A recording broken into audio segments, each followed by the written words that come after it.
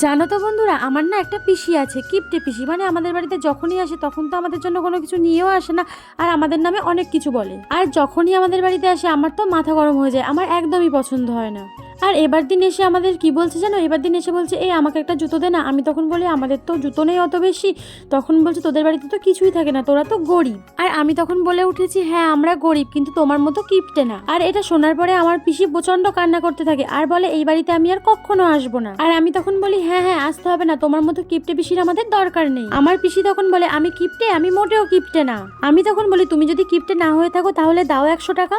তখন আমার পিসি তাড়াতাড়ি করে ঘরে গেল আর 200 টাকা বার করে এনে আমাকে বলছে এই নে 200 টাকা, আমাকে আর দ্বিতীয়বার কিপটে বলবি না, আর যা গিয়ে খাবার কিনে আন। আমি তখন বলি 200 টাকা তো দিয়েছো, তুমি এখনো ওই কিপটে আছো, তুমি আমাকে 1000 টাকা দাও তাহলে আমি বলবো তুমি কিপটে না। আর আমার কিপটে পিসি কি করেছে জানো, সঙ্গে সঙ্গে পার্স থেকে 5000 টাকা বার করে আমাকে দিয়ে বলে এই নে শপিং কর, আর দ্বিতীয়বার আমাকে কিপটে বলবি না।